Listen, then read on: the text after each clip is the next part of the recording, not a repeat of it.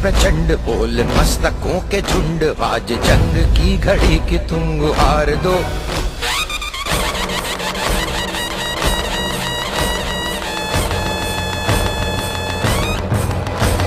आरंभ है प्रचंड बोल मस्तकों के झुंड, आज जंग की घड़ी की तुम गुहार दो। आन शान या की जान का वो दान, आज एक धनुष के बाण पे उतार दो।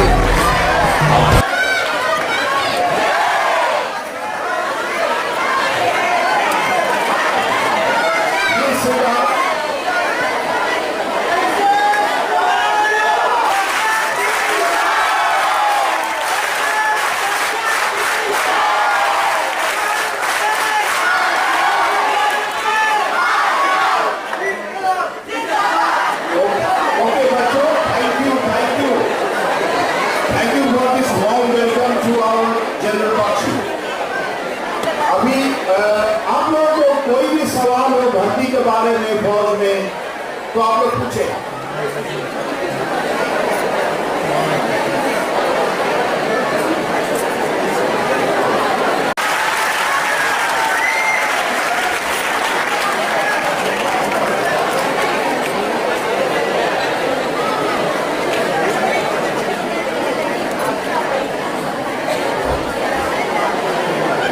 शांति बनाए रखें, थोड़ा सा कहीं ध्यान करें, नीचे बैठे हैं आप, क्योंकि ऐसे मौके बार बार नहीं आते जनरल दीदी बख्शी जी को सुनने के देखने के।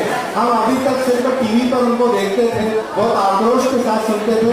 ये हमारे पुराने पुण्यों का प्रताप है कि आज हम बख्शी साहब को लाइव जोरदार तालियों में स्वागत करें।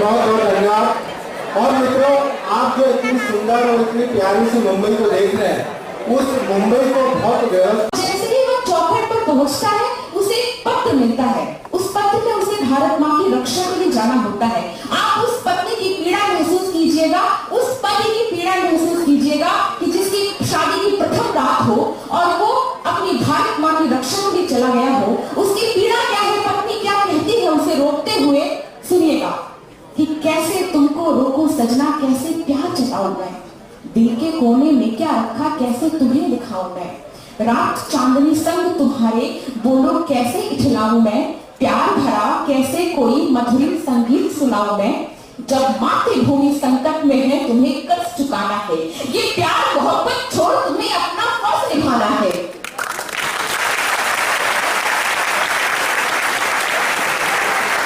राष्ट्रभक्ति से बढ़कर होता है कोई किरदार नहीं, राष्ट्रभक्ति से बढ़कर होता है कोई किरदार नहीं, बड़े देश की रक्षा में बाधक ये मेरा प्यार नहीं। इसलिए है प्राणनाथ मेरी यादों में मत पड़ना, ये मेहंदी वाले हाथ भुला के सिंह सरीखे से लड़ना। जब शत्रु दलों के आगे जा करके ये शूर लड़ेगा, जब शत्रु दलों के आगे जा करके ये शूर लड़ेगा, तब संग तुम्हारे सरहद पे मेरा सिंदूर लड़ेगा।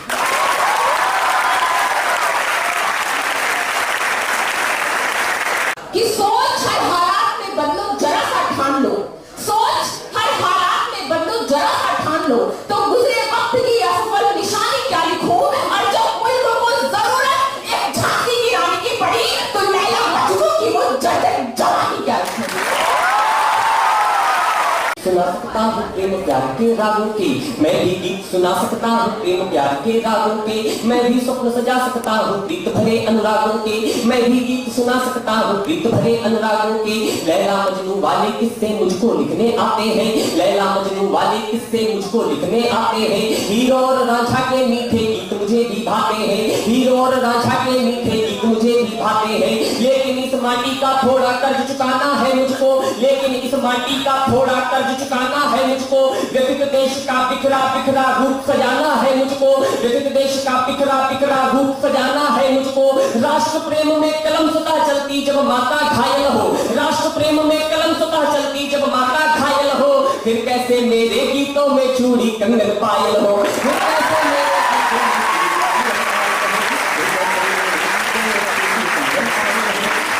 जेएनयू की जो कुछ घटना हुई वहां से जोड़ना चाहता हूं। मैं जानता हूं समय की बाध्यता है, समय की अपनी सीमाएं हैं, इसलिए सीधे सीधे 4 पंक्तियों से आपको जोड़ना चाहता हूं, जेएनयू तक आपको ले जाना चाहता हूं। उस बहस को याद रखिएगा, जेएनयू में जो कुछ भी हुआ और 4 पंक्तियां पढ़ना चाहता हूं। भूमिका इतनी सी कि जेएनयू में जो कुछ हुआ वो हुआ नहीं, वो कराया गया। इसके पीछे चेहरे कुछ और रहे होंगे। हमारे देश को, हमारे राष्ट्र को तोड़ने की एक साजिश रची जा रही है। 4 पंक्तियां कि हनुमंत थप्पा जैसे कितने तीरों का दिल दुखा चुकी, हनुमंत थप्पा जैसे कितने तीरों का दिल दुखा चुकी। जेएनयू की नारेबाजी देश का मस्तक झुका चुकी, जेएनयू की नारेबाजी देश का मस्तक झुका चुकी। जेएनयू के छात्र संघ के मूल्य हो चुके दोहरे हैं, जेएनयू के छात्र संघ के मूल्य हो चुके दोहरे हैं। राजा इनका कोई और है ये तो केवल मोहरे हैं, राजा इनका कोई और है ये तो केवल मोहरे हैं। घर में घुसकर बैठे इनके सरदारों का पता करो, घर में घुसकर बैठे इनके सरदारों का पता करो, घर में घुसकर बैठे इनके सरदारों का पता करो। इनको रोटी देने वाले गद्दारों का पता करो।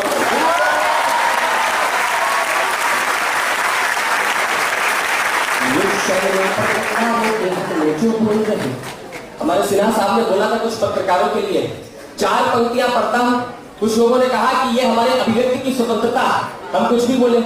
मैं भी अपने बोलने की आजादी, अभिव्यक्ति की स्वतंत्रता का प्रयोग करता हूं और ऐसे पत्रकारों तक एक उत्तर पहुंचाना चाहता हूं। 4 पंक्तियों में कहीं आपको अंजना और कश्यप याद आ जाए, कहीं आपको आज तक न्यूज चैनल याद आ जाए, कहीं आपको जेएनयू पर छिड़ी हुई वो बहस याद आ जाए, तो मुझे आशीर्वाद देना कि न्यूज चैनलों पर गद्दारों के हक में जो बोल रहे, न्यूज चैनलों पर गद्दारों के हक में जो बोल रहे, न्यूज चैनलों पर गद्दारों के हक में जो बोल रहे। दोहरी भाषा बोल हमारे धीरज को जो तौल रहे, दोहरी भाषा बोल हमारे धीरज को जो तौल रहे। छाती पीट रही टीवी पर ये जो कुछ महिलाएं हैं, छाती पीट रही टीवी पर ये जो कुछ महिलाएं हैं, छाती पीट रही टीवी पर ये जो कुछ महिलाएं हैं। न्यूज एंकर है या फिर ये अफजल की विधवाएं हैं।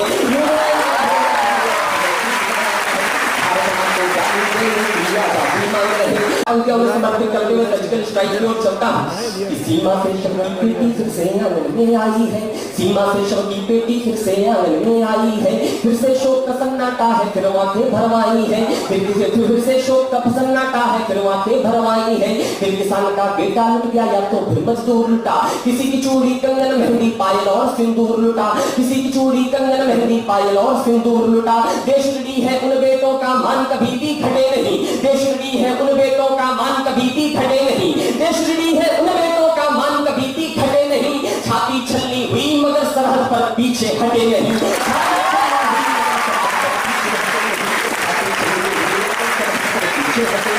जो जीवन के रंग न देखे सुख देख नहीं पाए, जो जीवन के रंग न देखे सुख देख नहीं पाए, जो जीवन के रंग न देखे सुख देख नहीं पाए। जो अपने नवजात शिशु का मुख तक देख नहीं पाए, जो अपने नवजात शिशु का मुख तक देख नहीं पाए। जिनका मन व्याकुल का व्याकुल रह गया माँ के बंधन को, जिनका मन व्याकुल का व्याकुल रह गया माँ के बंधन को। जिनके सूने हाथ तरसते रह गए रक्षा बंधन को, जिनके सूने हाथ तरसते रह गए रक्षा बंधन को। जितनी अधिक हुई पीड़ा वो उतना ज्यादा मुस्काए, जितनी अधिक हुई पीड़ा वो उतना ज्यादा मुस्काए। मातृभूमि के चरणों में निज शीश काट कर धरवाए, मातृभूमि के चरणों में निज शीश काट कर धरवाए।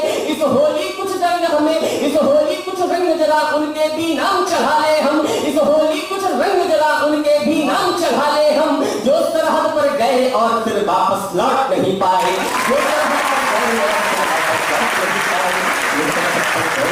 और इस नमन के साथ जो कुछ हुआ उरी हमले में लोगों ने कहा कि ये हुआ, ऐसा हुआ, वैसा हुआ। 2 पंक्तियों में कहना चाहता हूँ उरी हमले में क्या हुआ। ना कोई युद्ध हुआ और ना कोई हमला हुआ। क्या हुआ 2 पंक्तियों में आपके बीच में रखना चाहता हूँ। क्या था उरी हमला? कि 16 पांडव पुत्रों की हत्या जैसा था वैसा है, 16 पांडव पुत्रों की हत्या जैसा था वैसा है, 16 पांडव पुत्रों की हत्या जैसा था वैसा है। ये हमला तो शिशुपाल की 100वीं गाली जैसा है, ये हमला तो शिशुपाल की 100वीं गाली जैसा है, ये हमला तो शिशुपाल की 100वीं गाली जैसा है। हमने सावरकर की भाषा में समझाना सीख लिया, हमने सावरकर की भाषा में बतलाना सीख लिया, हमने सावरकर की भाषा में बतलाना सीख लिया। आंखों की चिंगारी से शोला सुलगाना सीख लिया, आंखों की चिंगारी से शोला सुलगाना सीख लिया। शेरों के बेटों ने कुत्तों को समझाना सीख लिया, भारत के बेटों ने भी हथियार उठाना सीख लिया, भारत के बेटों ने भी हथियार उठाना सीख लिया, भारत के बेटों ने भी। वो कविता पूरा पढ़ता हूं। वैसे आज मेरा कविता लिखना, मेरा कविता पढ़ना सार्थक हो गया। मैं जिनको देख करके, जिनको सुन करके कविताएं लिखता था, आज उन्हें सुनाने का अवसर प्राप्त हुआ। मैं इस आयोजकों को जितना अधिक धन्यवाद ज्ञापित कर सकता हूँ मैं करता हूँ, और वो कविता पुनः आदरणीय सबके चरणों में रखना चाहता हूँ। हर देश के पास बेटे हैं, हर देश के पास सैनिक है, क्या है हिंदुस्तान के बेटों के पास ऐसा, क्या है हिंदुस्तान के बेटों के पास वो शक्ति क्या है। यहाँ जब बेटा लड़ने जाता है तब उसकी माँ कहती है कि मेरे पुत्र मुझको तू वचन दे मात्र एक, मेरे पुत्र मुझको तू वचन दे मात्र एक, रणभूमि दूध की क्या लाज को बचाएगा, रणभूमि दूध की क्या लाज को बचाएगा। तेरे पूर्वजों ने जो लिखा है तुमने इतिहास, तेरे पूर्वजों ने जो लिखा है तुमने इतिहास, इतिहास लाड़ लेकर तू भी दोहराएगा, इतिहास लाड़ लेकर तू भी दोहराएगा। मोटी मोटी कट जाऊं, इंच इंच कट जाऊं, और 2 पंक्तियों में बेटा जो अपनी माँ को उत्तर देता है, बेटा जो अपनी माँ को उत्तर देता है, वो उत्तर अगर लगे कि हिंदुस्तान का पौरुष बनकर के तिरंगे के रूप में सरहदों पर लहरता है, तो मुझे आशीर्वाद देना कि मोटी मोटी कट जाऊं, इंच इंच बट जाऊं, इंच इंच बट जाऊं, मोटी मोटी कट जाऊं। लाल लाला पुरखों की नाक को कटाएगा, लाल लाला पुरखों की नाक को कटाएगा। या तो ये तिरंगा मैं लपेट घर आऊंगा मैं, या तो ये तिरंगा मैं लपेट घर आऊंगा मैं, या तो ये तिरंगा सीमा पार लहराएगा।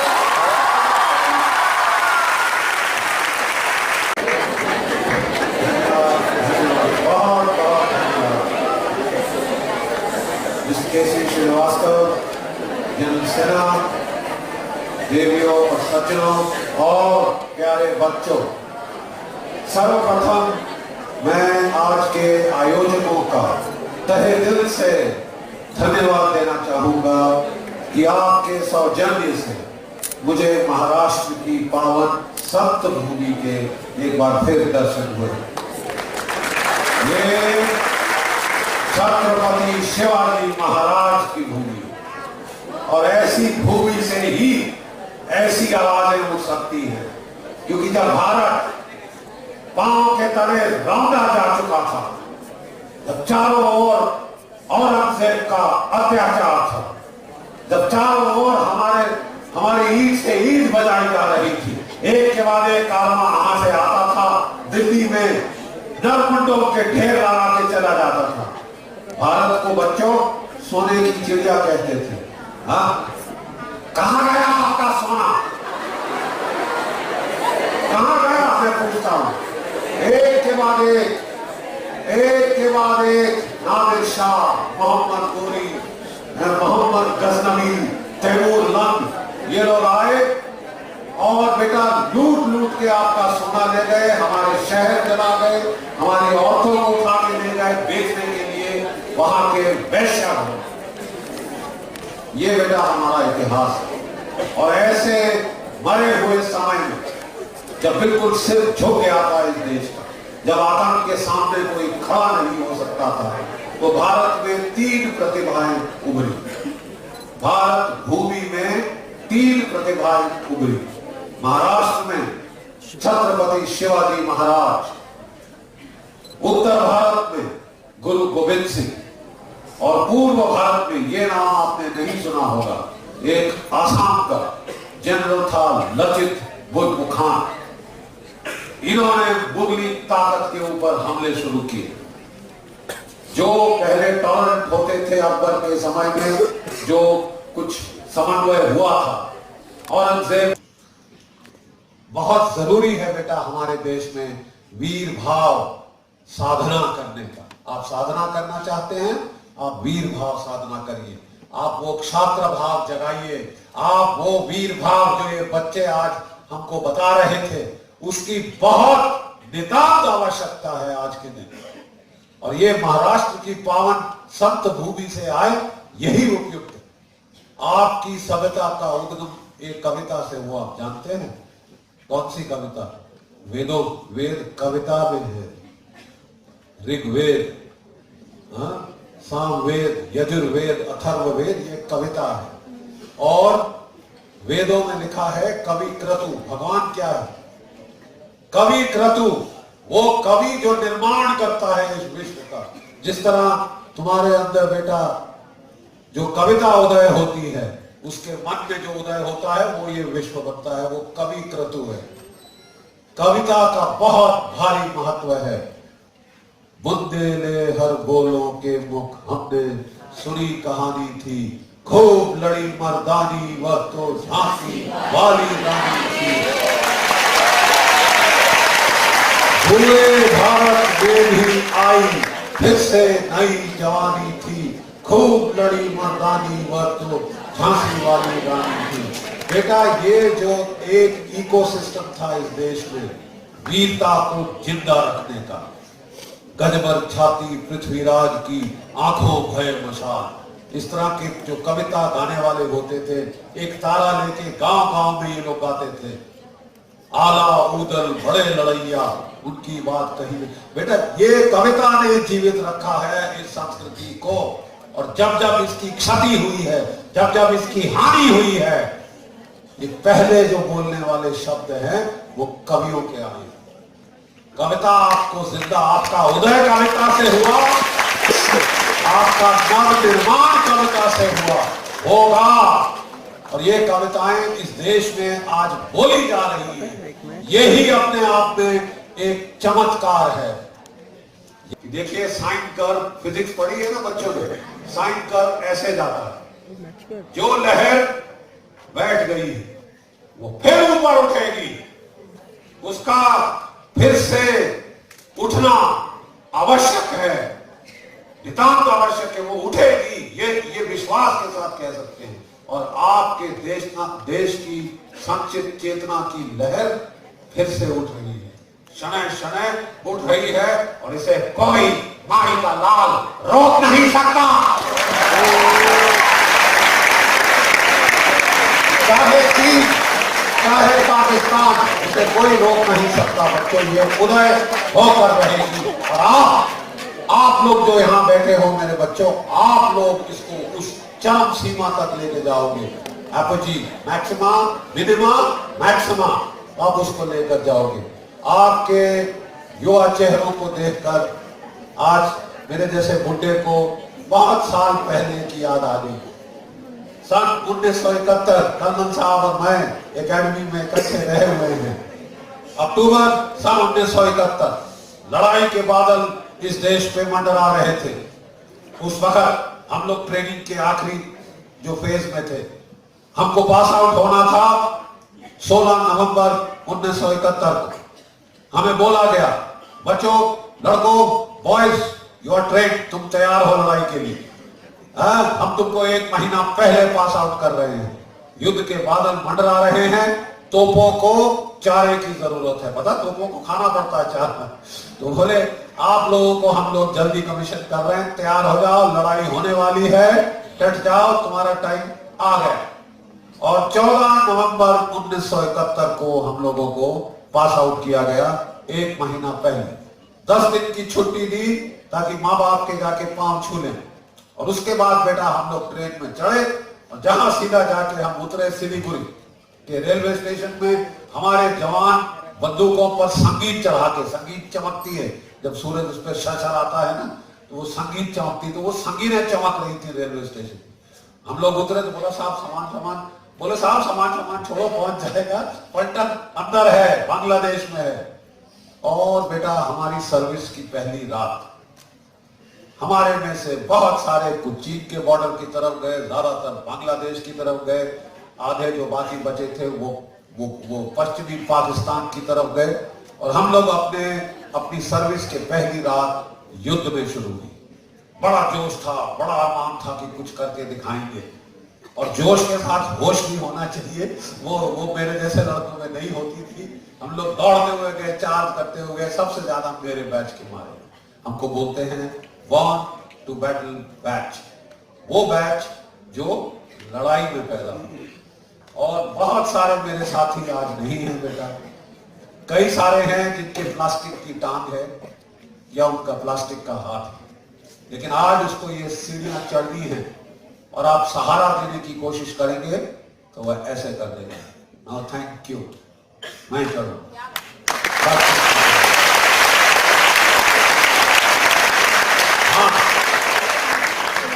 हाँ बेटा, हमने नुकसान उठाया, हमने कीमत दी, लेकिन हमको इस बात का भी बहुत भारी फख्र है कि हमारी पीढ़ी ने, ये जो सफेद बालों वाली पीढ़ी बैठी है ना यहाँ पे, हमारी पीढ़ी ने पाकिस्तान के 2 टुकड़े किए।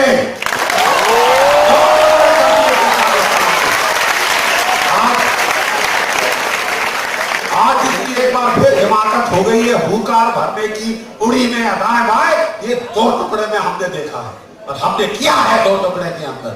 और बेटा आज अगर मेरी माता भवानी से एक प्रार्थना है तो वह यह है कि ये जो भारतवर्ष की जो युवा पीढ़ी यहां बैठी है और आज के दिन 50% भारतीय 25 वर्ष की आयु के नीचे हैं, 25 वर्ष की आयु के नीचे हैं। इससे युवा पीढ़ी कहीं पूरी दुनिया में नहीं। हमारी पीढ़ी ने पाकिस्तान के 2 टुकड़े किए। मेरी प्रार्थना है कि अगर पाकिस्तान बाज ना आया तो आपकी जो पीढ़ी यहां बैठी है, वो जो बाकी बचा हुआ पाकिस्तान है, उसके 4 टुकड़े करेगी। 4 टुकड़े।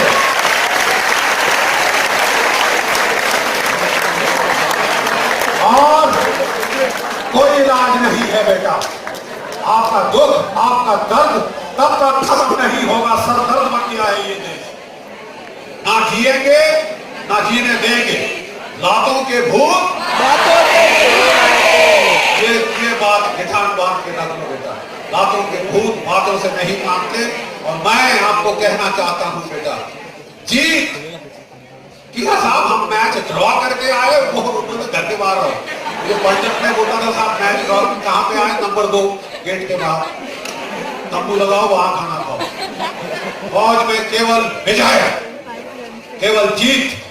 और बेटा जीत का वो शानदार जश्न हमने अपनी आंखों से देखा है।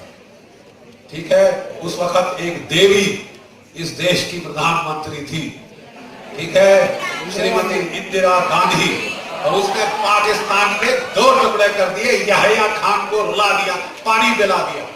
हमारी जिसको बोलते ना, हमारी औरतों ने 2 टुकड़े किए, हमारी मातृशक्ति ने पाकिस्तान के। और बेटा हम लोग उस वक्त थे, हमारी आंखों देखा हुआ ये सीन है।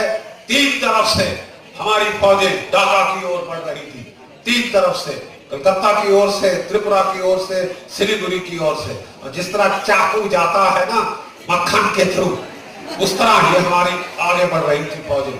उस वक्त ढाका में बैठा था पाकिस्तान की फौज का lieutenant general Amir Akbar Abdullah Khan Niazi, सितारा जुर्रत हिलाल पाकिस्तान, हिलाल जुर्रत सितारा पाकिस्तान। और वो बैठा, वो कस्में खा रहा था, 1000 वर्ष में भारत की फौजों को रोक के रखूंगा। 1000 वर्ष छोड़ दीजिए, 13 दिन में पाकिस्तान की फौजों का काम तमाम हो गया था।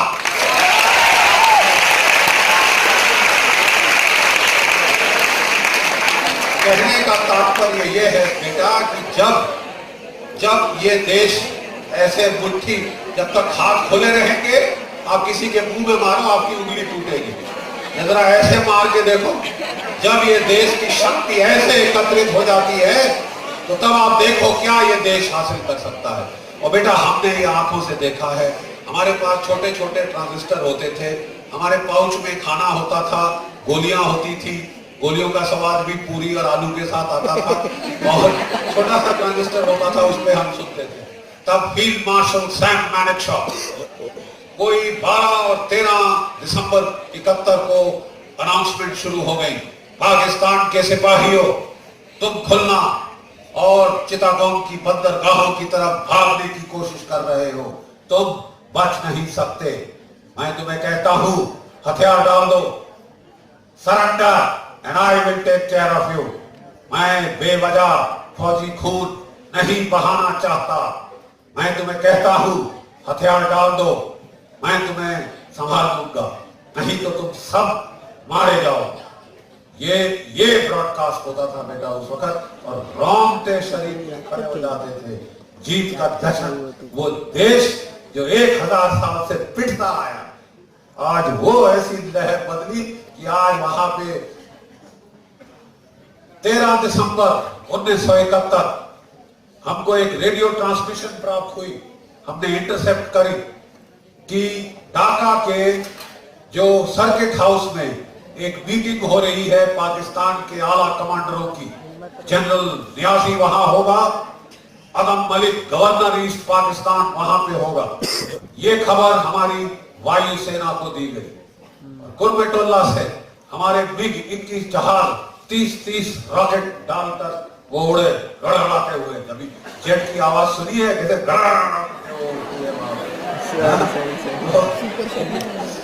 वो गड़गड़ाते हुए गए, चक्कर मारे उन्होंने, जैसे बाज चक्कर मारते हैं ना, कोई वहां पड़ी हो कोई किसी की लाश, ऐसे वो चक्कर मारते हुए वो उड़े ये जो सर्किट हाउस था उसके चारों तरफ, और फिर डाइव मारनी शुरू करी। बोला Avon leader I am going in. वो जाके पहला जहाज गया और जो ठीक खिड़की थी उसमें उसने उठा के 30 रॉकेट करके फायर किए। ठीक है, सारा शीशा टूटा बेटा। देखो यहाँ शैंडलियर लटका हुआ ऊपर, देखो ऐसे शैंडलियर बड़े बड़े लगे हुए थे वहां पे, वो सारे टूट के टेबल के ऊपर कांच भर गया उस जगह, कांच से चकनाचूर हो गए। और दुबक के जो पाकिस्तान की फौज के कमांडर थे वो टेबल के नीचे से हाथ निकाला। गवर्नर अदम मलिक ने छोटे से कागज पे लिखा आई रिजाइन, मैं रिजाइन करता हूं।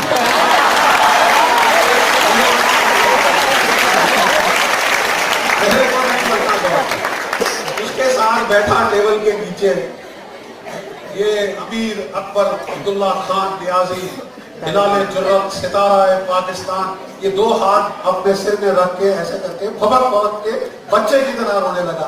पिंडी में बैठे हरामजादों ने मरवा दिया। ये है बेटा हाल इस दुश्मन का, ये हाल है इस दुश्मन का।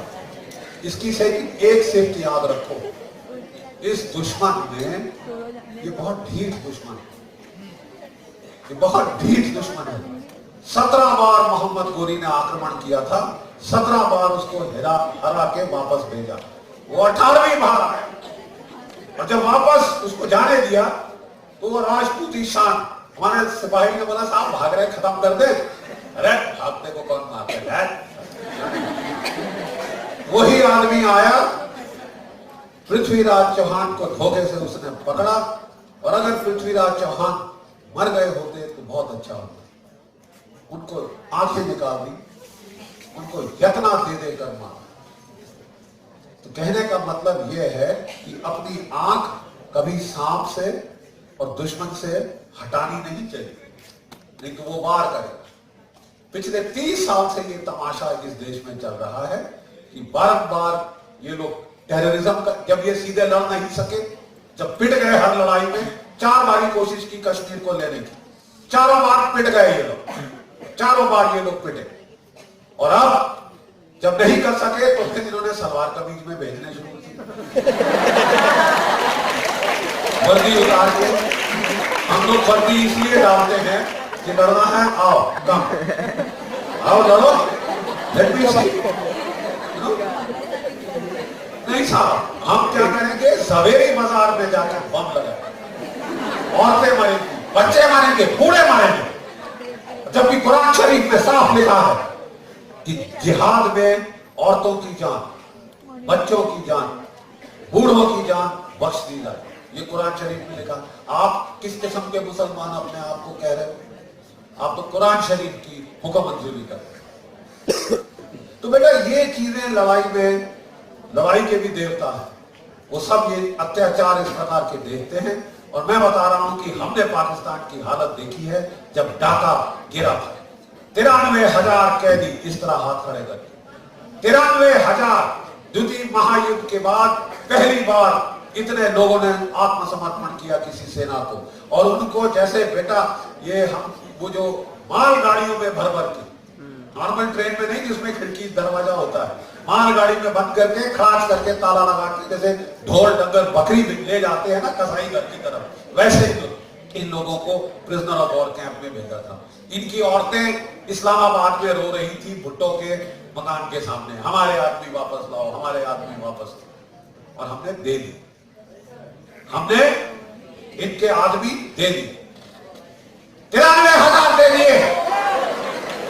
और 56 जो हमारे कैदी थे, ये बेटा ध्यान से सुनो, 56 जो हमारे कैदी थे इनकी गिरफ्त में, वो आज तक वापस नहीं आने दिए। टॉर्चर कर करके वो लोग पागल हो गए, इतना टॉर्चर किया। इनके हाथ कोई चढ़ तो जाए निहत्था, उसको ये लोग टॉर्चर करते। तो बेटा इस प्रकार के दुश्मन के साथ लड़ना जो है हमारा धर्म है। धर्म से मैं किसी मजहब विशेष की बात नहीं कर रहा, ये न्यायपूर्ण, ये न्याय संगत युद्ध है। ऐसे लोग जो कि आदमी औरतें बच्चों को मारते हैं, जो 8 बम लगाते हैं अहमदाबाद में, अलग अलग गली चौराहों में, बाजारों में, और 9वां बम लगाते हैं अस्पताल में, ताकि रोते बिलखते लोग जब अपने बेचारे रिश्तेदारों को लहू लुहान उनको वो लेके अस्पताल जा रहे हैं, वहां भीड़ है, वहां आखिरी बम फटे। ऐसे लोगों के साथ ना लड़ना शरीक कायरता है। और गीता के अंदर बेटा आपको श्री कृष्ण का उपदेश, ये एकमात्र पुस्तक है which has been written by a soldier, for a soldier, for all soldiers, for all time to come। Gita का संदेश अगर मैं सीधे साधे फौजी लफ्जों में समराइज करूं तो वो पता क्या है?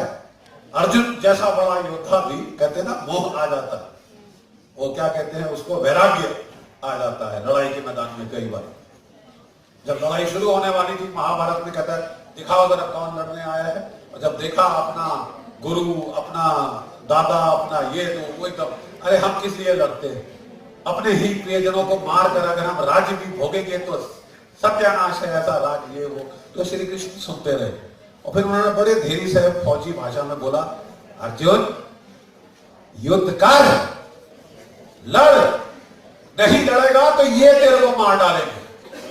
आप लड़ने को तैयार नहीं हो, आप बड़ी बड़ी बातें हिंसा की करना चाहते हो, ये नहीं छोड़ेंगे। युद्ध करना अनिवार्य है, ऐसे माहौल में युद्ध ना करना कायरता है।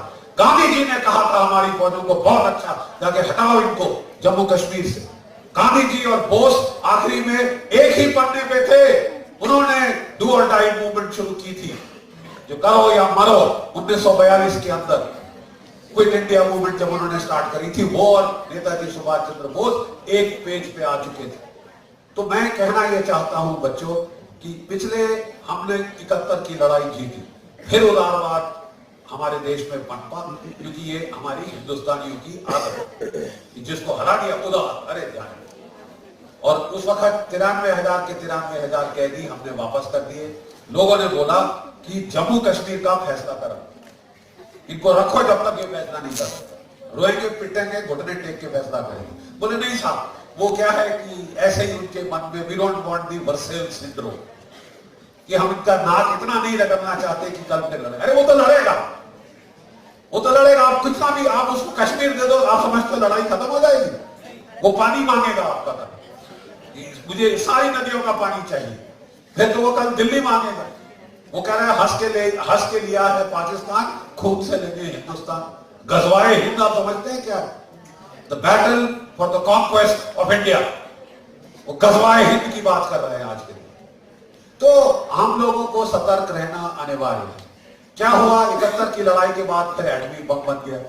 उसके बाद लोगों ने यहां पे हमारे लीडरों को डराना शुरू किया कि साहब अगर आपका एक लड़का भी सीमा के पार गया तो धुम करके यहां एटम बम फटेगा, दिल्ली भाप बन जाएगी।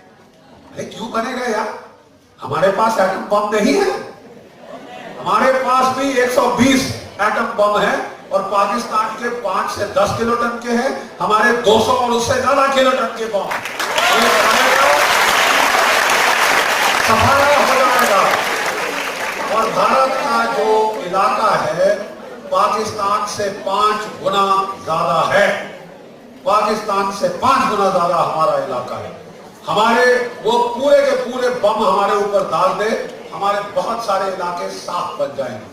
पाकिस्तान नहीं रहेगा, बोले ना कश्मीर तो होगा, पाकिस्तान नहीं रहेगा। वहां पे रेत भी जहरीली हो जाएगी और अगले 1000 साल कोई फसल नहीं उगेगी।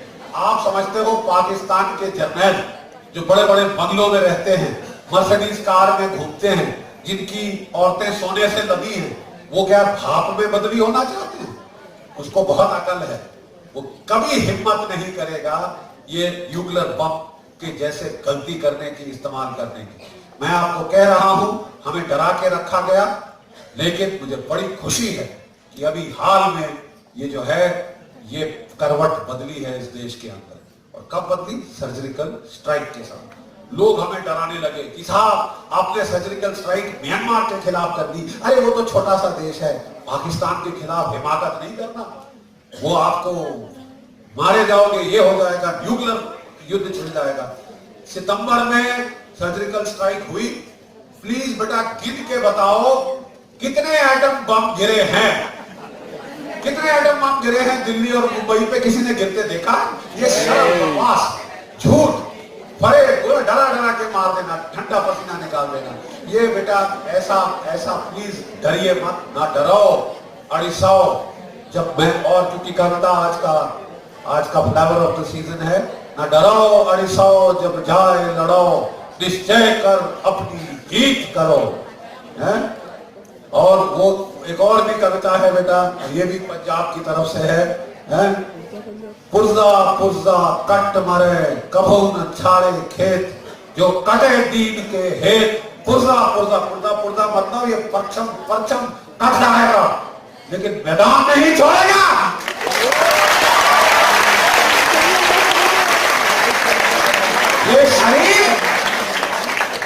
ये शरीर बॉडी बॉडी कर जाएगी, मैदान नहीं छोड़ेगा। खून बह रहा होगा, कभी वो भूखा भरा होगा, लड़ाई के मैदान के बीच में खड़ा होके। ये शक्ति जब तक इस देश में नहीं आएगी, कोई आंख उठा के देखे, आंख बाहर आनी चाहिए, वहां बाहर निकाल के छोड़ेंगे हम। और ये शक्ति इस देश में इस वक्त जागृत हो रही है, आपके अंदर हो रही है, हिलौले दे रही है ये शक्ति। ठीक है, सब तीर्थ प्रयाग नहीं जाते, वो तीर्थ मालूम कहां से कहां होता है? तीर्थ होता है मेरे मेरुदंड के नीचे से यहां तक शक्ति उठती है। वो शक्ति आएगी तो कविता आती है, छंद आते हैं। ये शक्ति का ज्वार भाटा इस देश में उठना शुरू हो गया है। और अगर चीन समझ ले, पाकिस्तान समझ ले कि इसे वो रोक सकता है, एक ज्वालामुखी जब फटता है तो कोई नहीं रोक सकता। ये लावा निकलेगा अंदर से, खत्म कर देना चाहिए ऐसे। ये तो बड़ा ध्यान रखो, तभी हम आपसी फूट, आपसी कलह को बंद करके एक देश बने। और बेटा ये सब कहना क्यों जरूरी हो गया है? बच्चों ने आपको याद दिलाई कि एक कृष्ण कन्हैया उस वक्त थे, आज के युग में बच्चों एक दूसरे कृष्ण कन्हैया पैदा हो गए। और वो जवाहरलाल नेहरू यूनिवर्सिटी में से ऐसी बात रेडी करके नारे लगाते हैं, और सामंतवाद से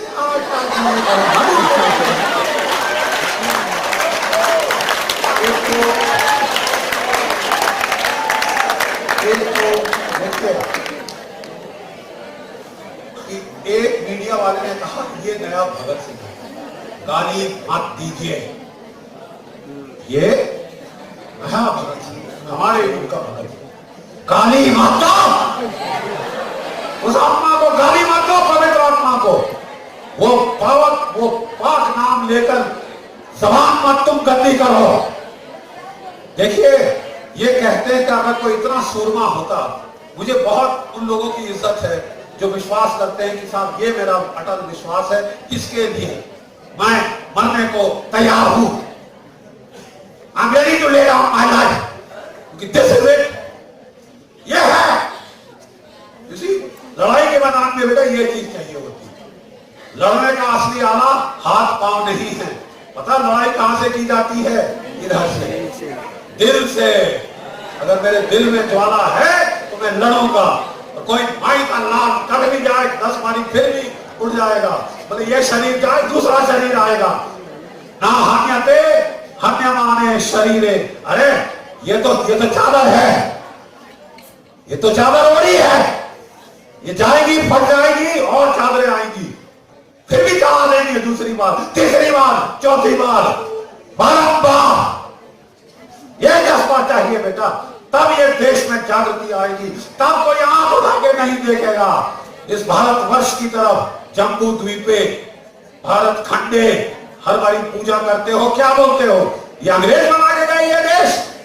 ये 5000 साल से है, 7000 साल से है, और आदिकाल से चलता आएगा और चलता रहेगा। गंगा क्या है? क्या वो केवल एक भौतिक नदी है? नहीं, ये नहीं है। गंगा तो हमारी देश की अंतरात्मा में प्रज्वलित एक दिव्य ध्वनि है। उसकी आज भी वही आवाज है जो अर्जुन, अशोक और विक्रमादित्य ने सुनी है। वो आदिकाल से बहती आई है, वो आज भी यही है।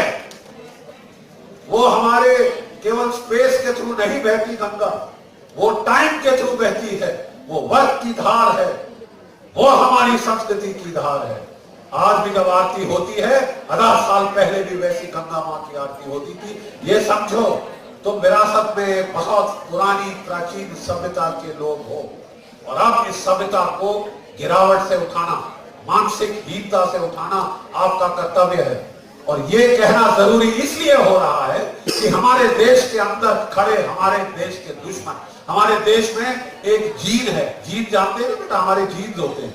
एक जयचंद जीन, जयचंद जी। सिकंदर हमला कर रहा था, पोरस लड़ रहा था, आम्भीराज तक्षशिला में फलों के टोकरे लेके अलेक्जेंडर के पास पहुंचे। मोहम्मद गजनवी, मोहम्मद गोरी, ये लोग आ रहे थे। पृथ्वीराज राज लड़ रहा था। जयचंद पहुंच गया, साहब मेरी बेटी को भगा के ले गया, इसको खत्म करो, मैं आधा राज दे दूं। सिराजुद्दौला लड़ रहा था, मीर जाफर गया। अरे ये देखिए, और ये सिलसिला जारी है। अफसोस की बात यह है कि ये सिलसिला जारी है। अगर ये लोग में हिम्मत होती, ये जो जेएनयू में चिल्ला रहे हैं, जो जादवपुर यूनिवर्सिटी में चिल्ला रहे हैं, जो हैदराबाद यूनिवर्सिटी में चीख चिल्ला रहे हैं, और इनमें हिम्मत होती तो बोलते हाँ साहब हमने कहा। जब इनको पुलिस ने पकड़ा, बोला नहीं साहब, मैंने सेडिशन की बात थोड़ी नहीं करी, मैंने वायलेंस की बात करी, मैंने हिंसा की बात करी। नहीं साहब, मैं तो फ्री स्पीच कर रहा था। और क्या कह रहे थे आप? अफजल हम शर्मिंदा हैं, तेरे कातिल जिंदा है। और कौन है साहब अफजल के कातिल? सुप्रीम कोर्ट के वो जज जिन्होंने उसे सजा सुनाई। आप शरे बाजार में खड़े होकर कह रहे हैं अफजल हम उन सुप्रीम कोर्ट के जजों को जान से मार डालेंगे। ये हिंसा नहीं साहब, तो ये क्या है? भारत के टुकड़े टुकड़े तक बर्बादी हो, भारत की बर्बादी तक जंग रहेगी, जंग रहेगी। अरे साहब ये हिंसा नहीं तो क्या ये कोई कॉमेडी है? देखिए ये जब बातें की जा रही हैं हमारी यूनिवर्सिटीज में, तो बेटा लड़ाई का मैदान जम्मू कश्मीर में नहीं रहा। लड़ाई का मैदान बेटा हमारे कॉलेजों यूनिवर्सिटीज तक आ गया है। और इसीलिए बच्चों यहाँ पे एकत्रित होना आज अनिवार्य है, और आपसे ये बातें करना अनिवार्य है। और मेरी पूजा है भवानी से कि वो आप लोगों में वो जज्बा भरे, वो जोश भरे, और ये वीर रस की जो कविताएं हमने सुनी हैं वो हर मुख से उदय हो, इनका फूट पड़े वो वाणी। क्योंकि वाणी पहला लक्षण है जब अंदर उदय होता है, वो वाणी में फूटती है पहले, वो श्लोक में फूटती है। रामायण में क्या था? श्लोक कहां से फूटा? यहां से उदय हुआ, भावना से उदय हुआ।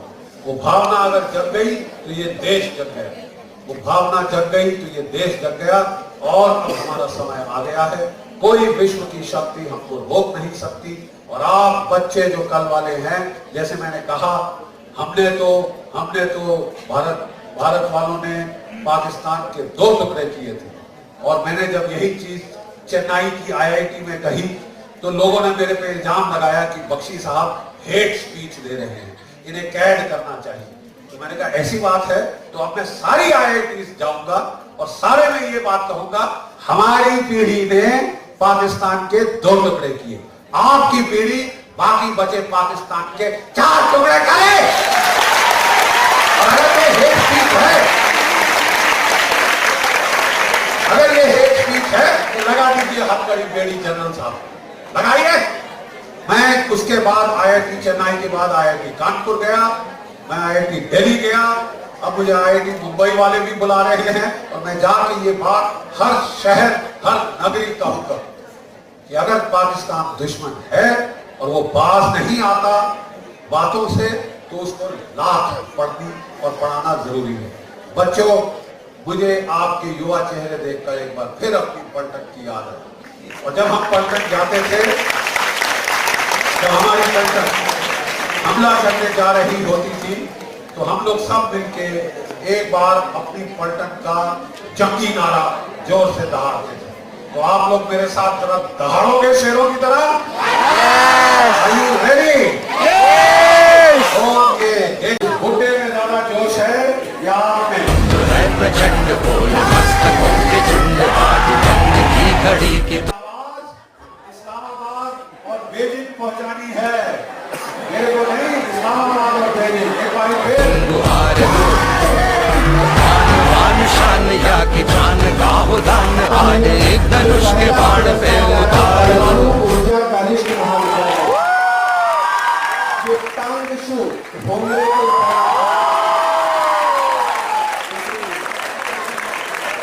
दूसरा पुरस्कार भी परमाणु ऊर्जा कनिष्ठ महाविद्यालय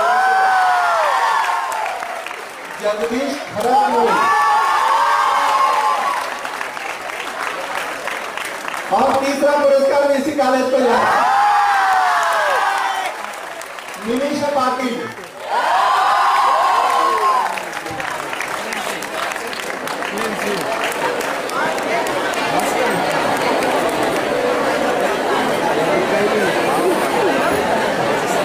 निमिषा पाटिल तीसरा पुरस्कार परमाणु ऊर्जा कनिष्ठ महाविद्यालय 1500 का।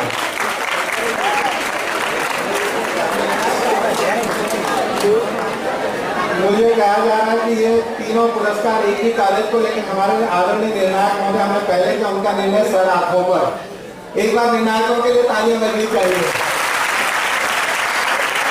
मराठी के पुरस्कार जो कनिष्ठ महाविद्यालय, इसमें पहला पुरस्कार जा रहा है स्वामी विवेकानंद कनिष्ठ विद्यालय से। यदि कोई आए हों तो सिद्धि संदीप गायकवाड़ आए हैं? नहीं आए, कोई बात नहीं। एक पुरस्कार जो है दूसरा मिला है, लेकिन इन्होंने न तो कॉलेज का नाम लिखा है, न कवरिंग लेटर में नाम था, न अपने प्रविष्टि में नाम है उसके कॉलेज का, लेकिन नाम है ऋतुजा आर कामले। हमारा कहाँ से है आप?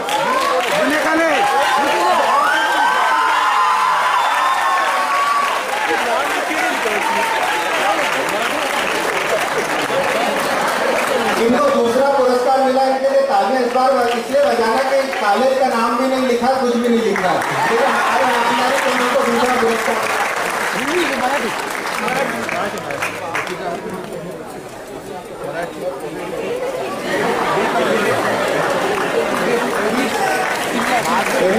सामने है तीसरा पुरस्कार स्वामी विवेकानंद विद्यालय संभावी गांधी है, नहीं है।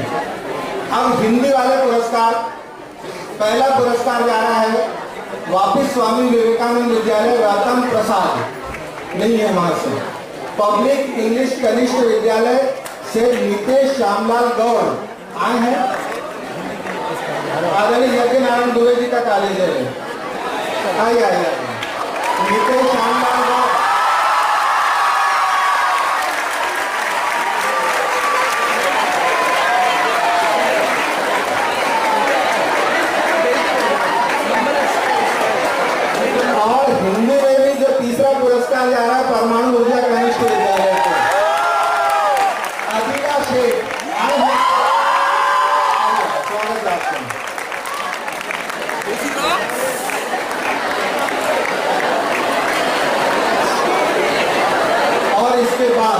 हमने जैसा निवेदन किया था 6 पुरस्कार हिंदी में हमने बढ़ा दिए हैं, वो प्रोत्साहन पुरस्कार भी आज ही दिए जाएंगे।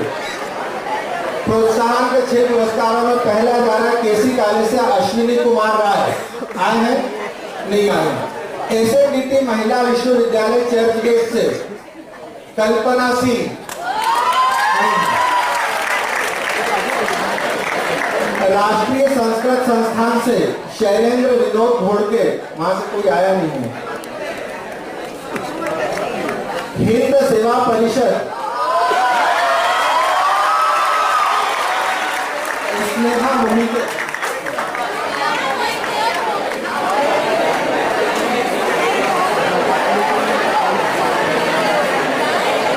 स्नेहा मोहिते, स्वागत है आपका।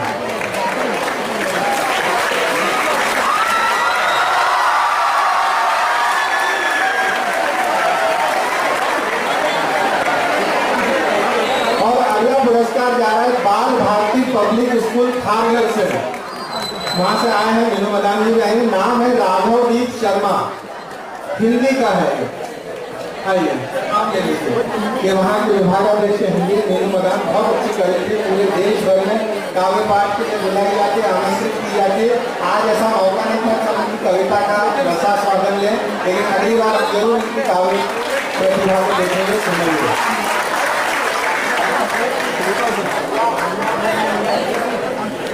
और अंतिम पुरस्कार है श्रीनिवास बगड़का कनिष्ठ विद्यालय से, कोई आए हैं?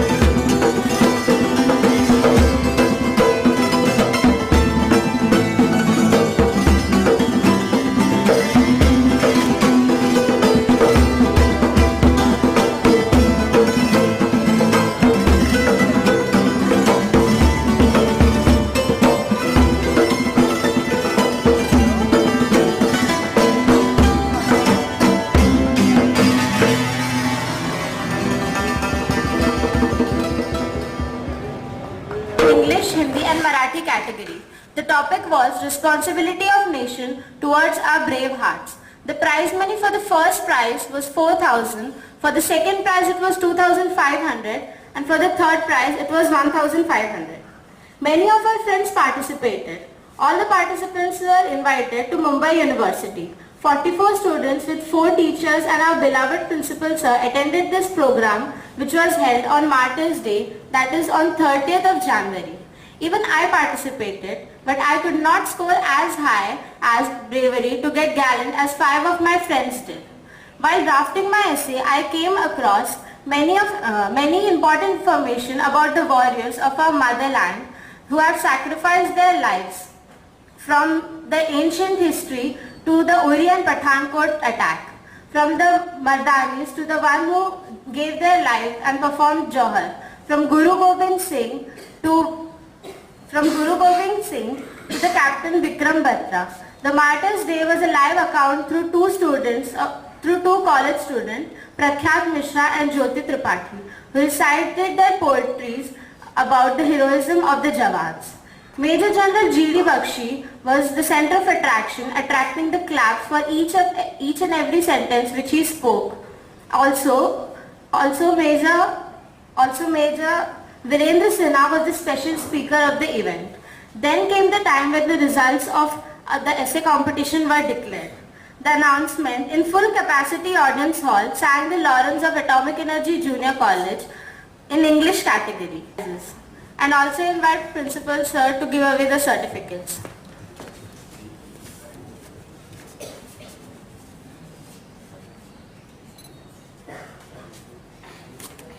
I would like to call Diptanshu, who had secured first prize in English essay competition.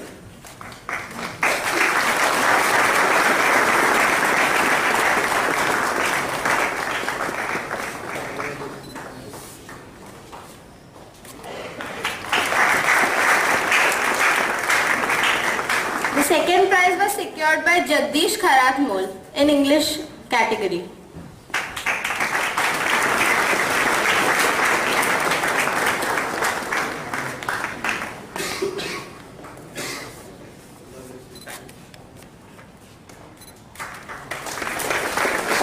Third prize was given to Nimisha Patil.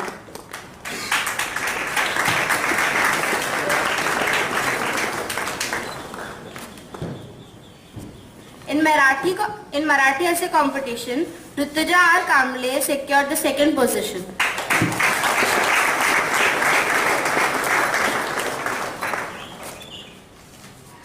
And in Marathi essay competition and in Hindi essay competition, Adila Sheikh secured third prize.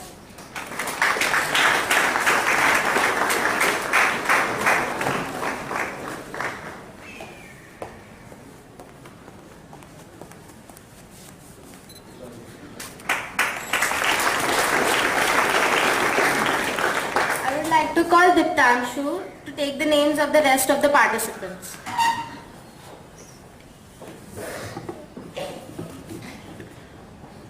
Shrishti Sharma of 11th A for English essay competition.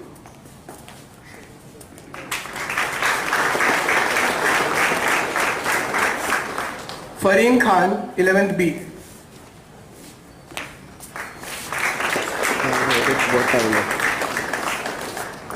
Shruti Jadhav of 11th B.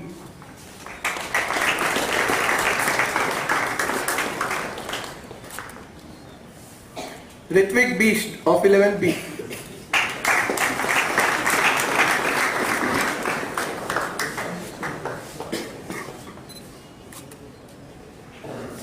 Rishikesh Chandra of 11th B.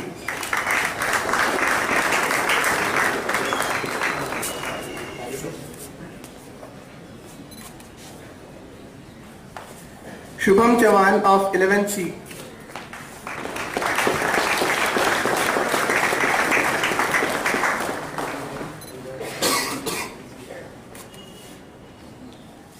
Shreya S. Chavan of 11th E.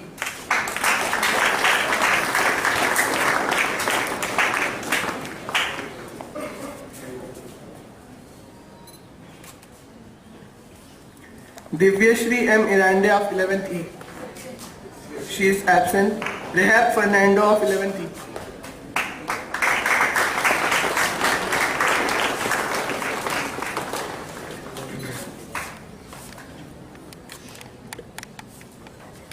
Shruti Karande of 11th E.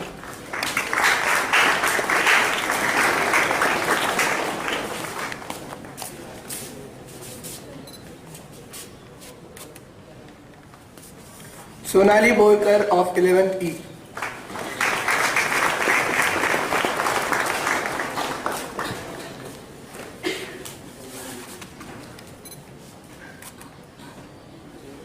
Benjamin B. Matthew of 11th K.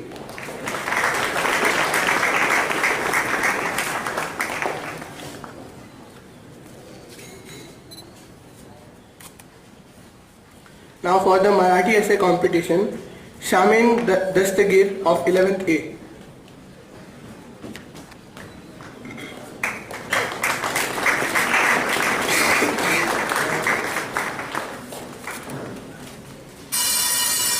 Sakshi Shashikant of 11th A.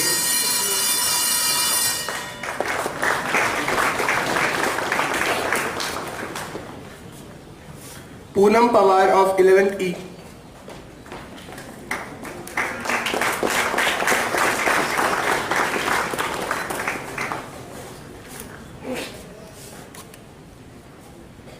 Mansi Usarkar of 11th K.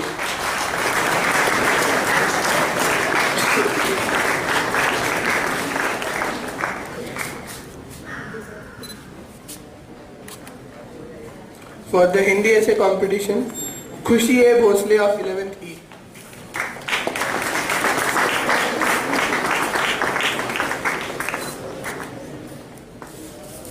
Vrushali Gatibadhe for 11th E.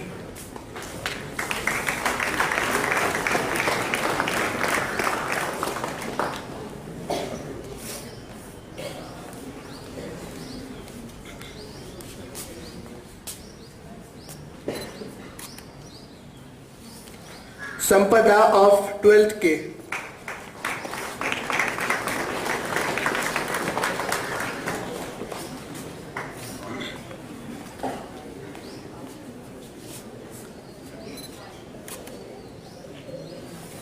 Rashmi Verma of 11th B.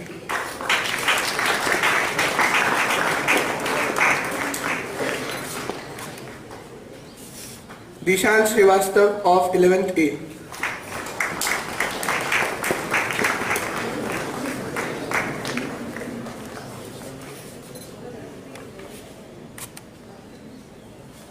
Sandhya Rai of 12th K. She is absent. Shraddha Pevekar of 11th K.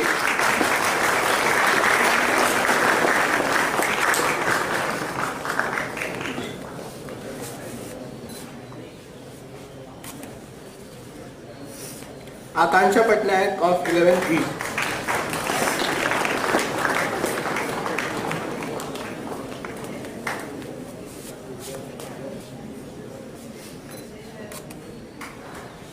Avantika Rakshit of 11th D.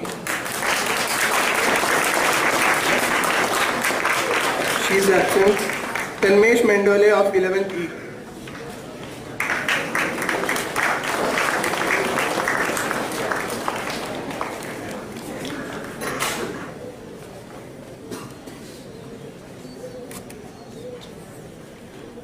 Sonal Santosh of 12th K.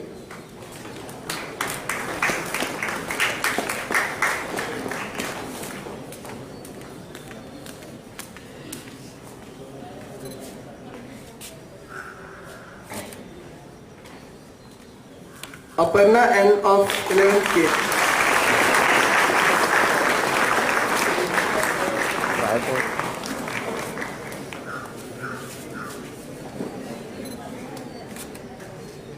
And Sahil Dastagir of 11th A.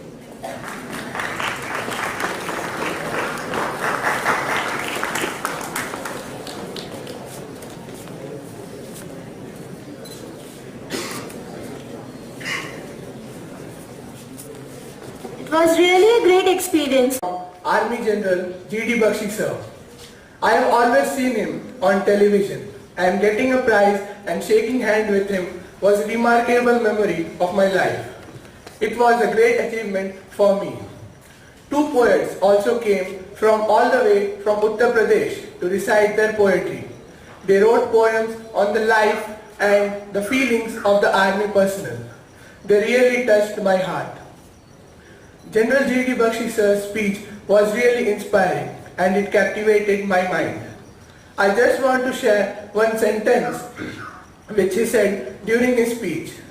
He said that हम सफ़ेद बालों वाली पीढ़ी ने पाकिस्तान के दो टुकड़े किए और अगर इसके बाद भी पाकिस्तान बाज नहीं आया तो ये जो यंग जनरेशन है ये पीढ़ी पाकिस्तान के 4 टुकड़े करेंगे.